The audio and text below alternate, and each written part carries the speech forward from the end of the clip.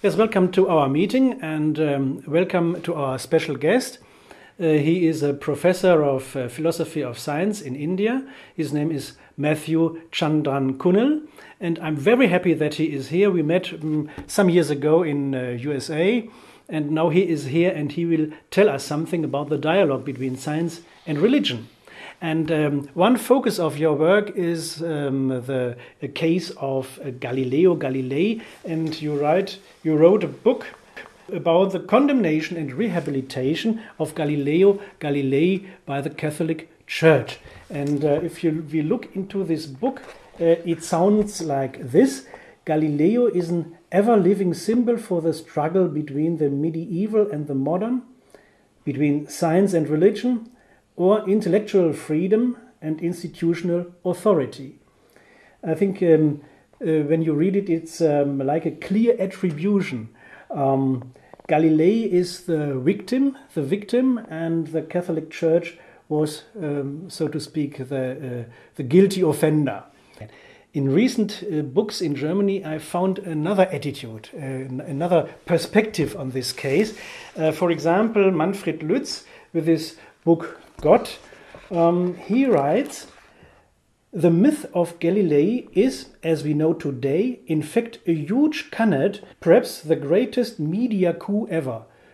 It's also, so to speak, it's a construction of the media which leads to the model of conflict.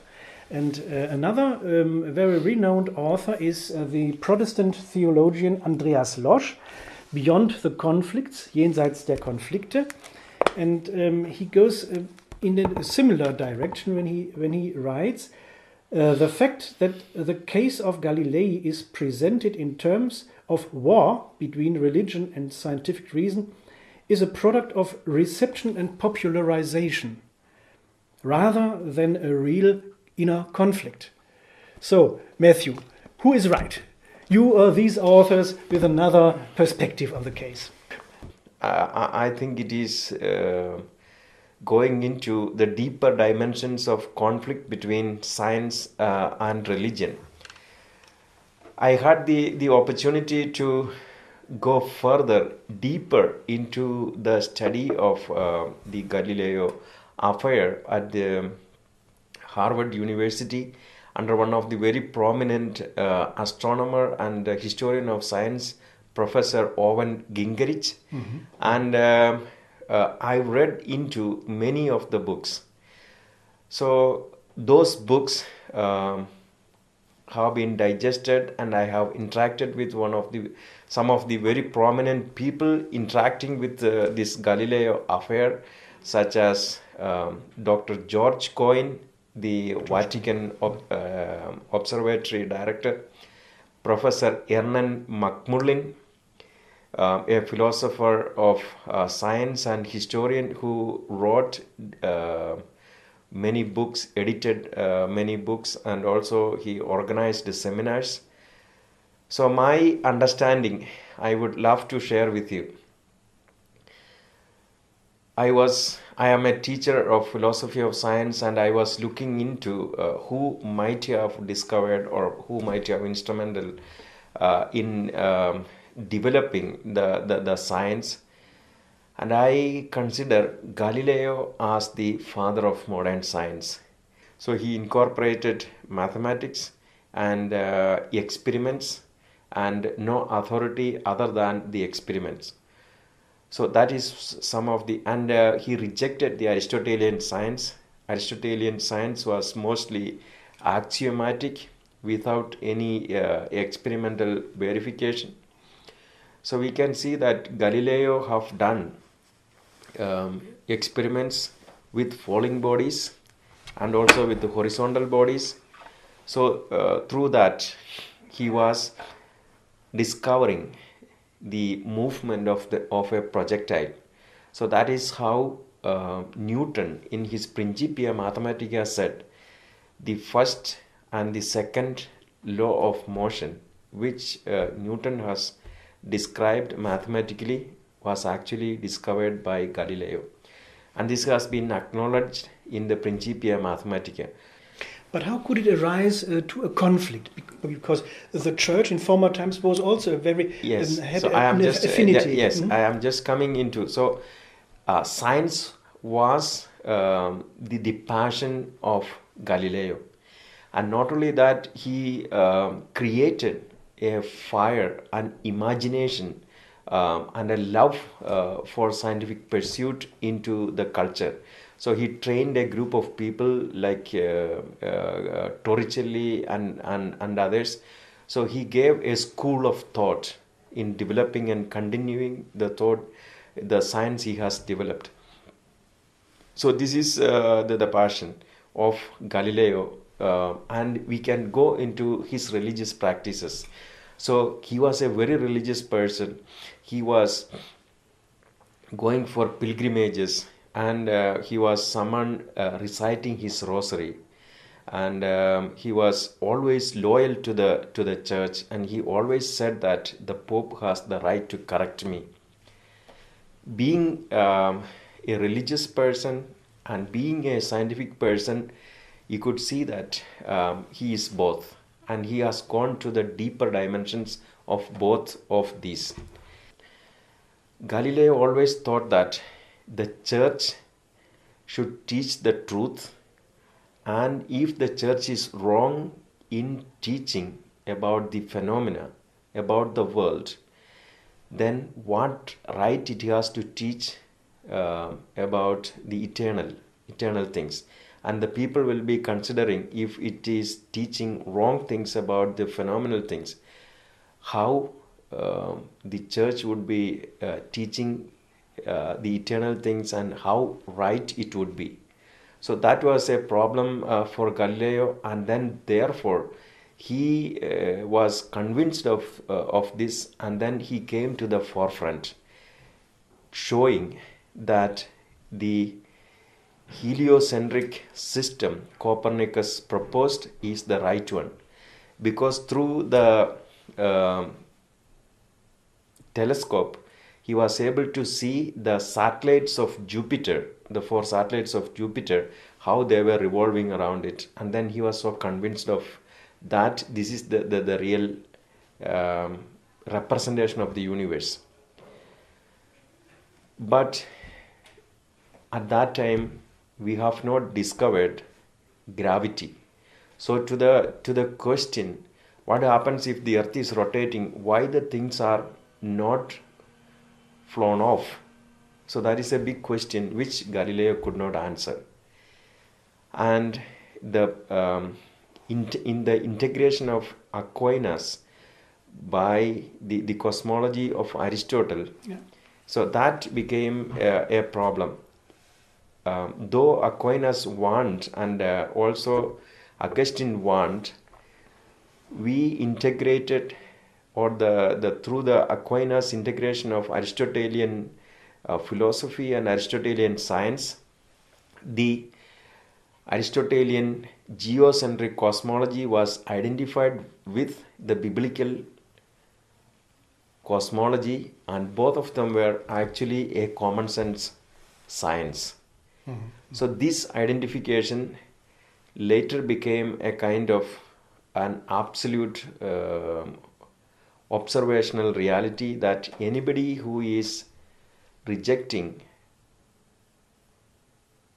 geocentric cosmology will be considered as objecting faith against the church and against the Bible. Mm-hmm. So that became the conflicting issue.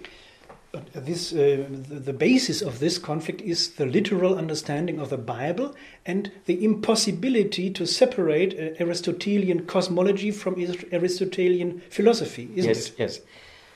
There we can see that, Galileo is taking up the stand, and he's writing to the duchess and also to the bishops how to understand the Bible.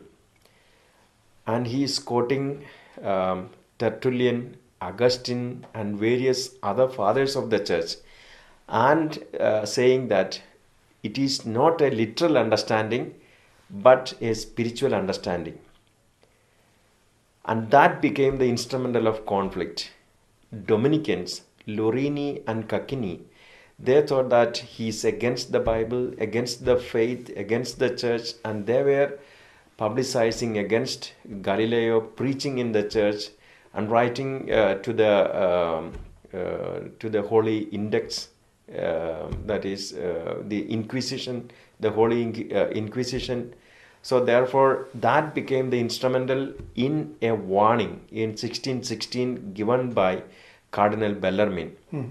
So then Galileo was silent about the astronomical discoveries, and then he moving on to the experimental basis of physics, motion. And then when his friend Maffeo Cardinal Barberini was elected as Pope Urban VIII in 1624, Galileo visited His Holiness Pope Urban and asked to write a book on these two systems, that is the Copernican system and the Aristotelian system. The Pope warned him, saying that he can write, but it is only a hypothesis. But Galileo thought that the Pope is his friend and it is his time, and he followed the opinion of the Pope and presented as a hypothesis, as a dialogue between the Aristotelian system and the Copernican system. But because of his conviction, anybody who is reading it will find that Copernican system is the reality. But also there were also church politics, and in the church politics he was also drawn. But speaking epistemologically, it's correct to deal with the heliocentric system as a hypothesis from our perspective today. Yes, but more than that, it is also a reality. It is epistemological revolution, and as well it is also the reality of the representation. Okay. Because we can, that is the reality. And Galileo was proposing that because of his search for truth and in service of the truth, and he was so convinced of that, and the church should accept. But unfortunately, there were the different conflicts between the congregations, and also Galileo's tongue was a little pungent in attacking some of the Jesuit astronomers. So therefore, we see that Galileo was in a kind of situation where the church is taking action against him. And we can see that throughout the centuries, the scientists and the atheists, they were accusing the church that Galileo was condemned by the church, and it was a conflict between the institutional authority and intellectual freedom. But we also see that many of the church leaders were supporting Galileo, and Galileo was right. And then ultimately in 1992, the Pope John Paul, the Blessed John Paul II, wanted to reconcile between the church and science, religion and science, and he appointed a commission. And ultimately in 1992, he proclaimed that the church was instrumental in misunderstanding Galileo. There were misunderstanding between Galileo and the church. There were also processes against Galileo, and asked pardon for that in 2000. So I think the church has taken up measures to reconcile between the scientific pursuit, the intellectual pursuit, and also the religious pursuit, that faith and reason, as in Pope John Paul II's encyclical Fides et Ratio, the two wings of the human spirit, and we need both, and we have to address the future in terms of these two wings. But another question. In his rehabilitation of Galileo, John Paul II has also told that it is also a myth of Galilei, which is very apart from reality. How can you interpret this? Well, I interpret that there was the curial forces were against Galileo, and they have taken up actions against Galileo. In the Galileo Commission, nobody searched for what exactly happened, because the Blessed Pope John Paul appointed 6 commissions, and only the commission of Dr. George Coyne, so they had done more research. The others were, due to various reasons, could not do so much. And then Dr. George Coyne was asking the question whether we have found why Galileo was condemned, who condemned Galileo, what were the reasons.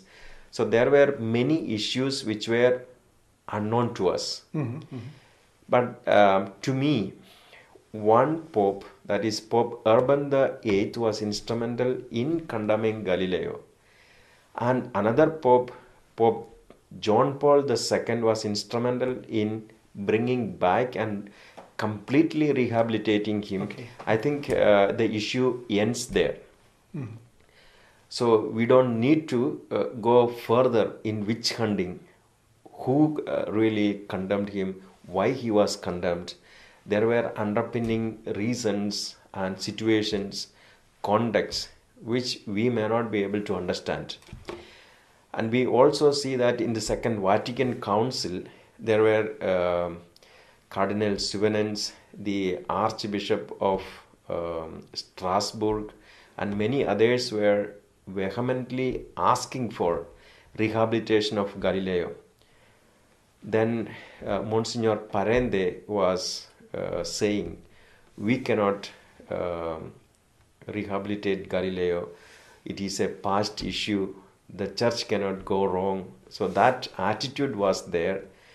And I think that might be the reason why Pope John Paul took up the courageous initiative to reconcile the church with the science. Yes, I was also a bit afraid that I was critical about the Curia, and there were some Indian bishops thinking that some of my articles were also not right, in the sense that I was supporting Galileo, and Galileo was actually instrumental in changing the opinions, and then he was not right. So since I was siding with Galileo, I thought that I might be a little bit maybe on the wrong foot. But I got an endorsement from the Pontifical Council of Culture.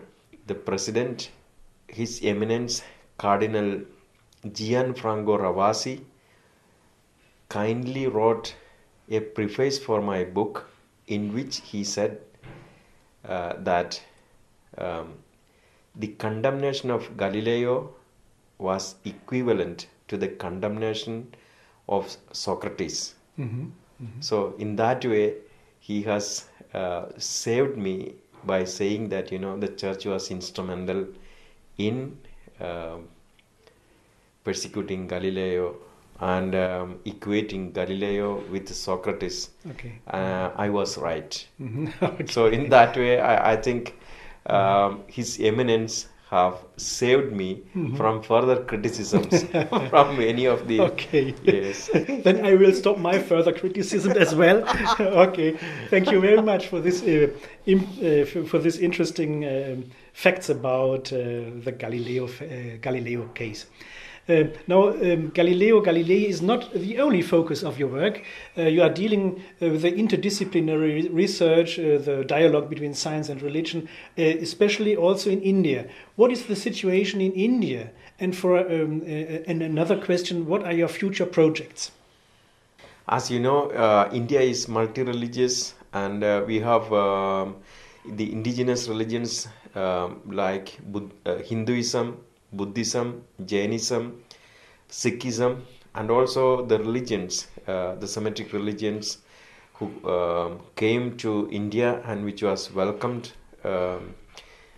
Jewish religion, Christianity, and Islam. So we live in a context which is multi-religious, pluralistic, and we have a spirituality which has a very deeper dimension of India. In the Vedas, we hear the greatest prayer, Asadoma Sadgamaya, Tamasoma Jyotirgamaya, Mrityorma Amridam Gamaya, that is from non-existence to existence, and from darkness to light, and from death to eternity, kindly lead us. So that is a great prayer. So the underpinning spiritual consciousness is already there. So therefore, I wanted to integrate this religious consciousness with that of the scientific consciousness. So we are planning to have deeper dialogue in a very spiritual place like Rishikesh, so that, you know, from different religious traditions, scientific background, we can come together, maybe live together for a week, and on a special topic we can discuss, so that we can have a common understanding and come out with a better understanding between the scientists and the religious leaders. So that will be a model. So that is what one which I am thinking of. Yeah. So the interdisciplinary dialogue mutually supports the interreligious dialogue. Is this correct? Yes, that is exactly. That is a wonderful suggestion, Dr. Hines.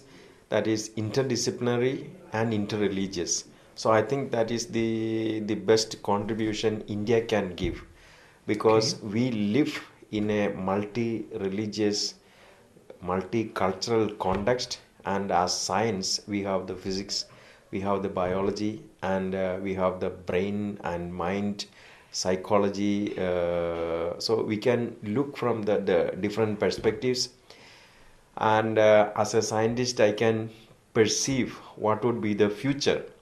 I think the future theology would be an evolutionary future of humanity. Mm-hmm.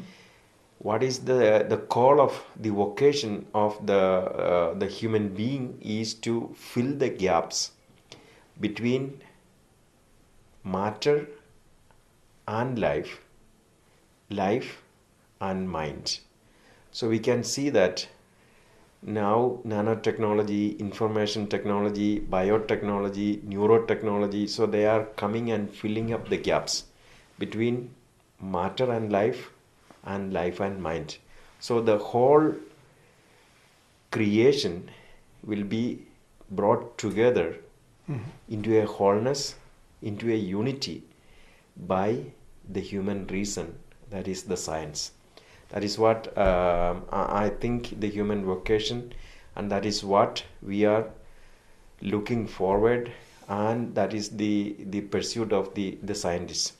Mm-hmm. But in the process we can also find that many of the scientists rejects religion, rejects spirituality, but as the famous scientist Einstein was proposing, I make a little change. Religion without science will be blind, and science without religion will be lame. Mm-hmm. Yeah.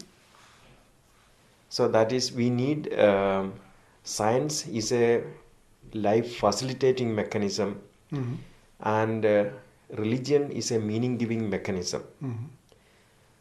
So we need the scientific pursuits to be guided by a spiritual outlook. Otherwise, we can have Frankenstein, we can have calamities, and we can have goals which may be endangering us. So I think the spirituality, the religious outlook can guide us into a better future without problems. But as you said, some scientists will not follow this way. Which role could philosophy play in this dialogue between science and religion and spirituality? I think we can see that originally there were cosmogonies, mythology, and from mythology religion evolved, and from religion philosophy evolved, and from philosophy science evolved. So from religion and science, philosophy is the bridging. And in historical dimension? In the historical dimension, we see the philosophy as the bridge, and I think that philosophy would be the bridge in the future too. Okay. So we need so in systematical concern. Yes. So the philosophy can bridge better religion and science. Philosophy is rational, so therefore the faith dimension of the religion, the spirituality, and the rational dimension of the science can be better brought together by philosophy. So we need kind of again another continuum of religion, philosophy, and science. Okay. Thank you for this future perspective. Thank you very much that you were here, and thank you for this interview, Mathew. Thank you, Dr. Heinz. And I am also looking forward that since you are also doing wonderful work in the field of science and religion, every 2 years you are organizing international conferences and also conferences here in the local level. So I think we can bridge our resources so that we can give a better opportunity to the wider humanity. Yeah. So let us a great vision. Occasion, yeah, thank you. This occasion of meeting together, I think it is a great way of working together, developing networking systems, so that we can bridge cultures and nations. Yeah.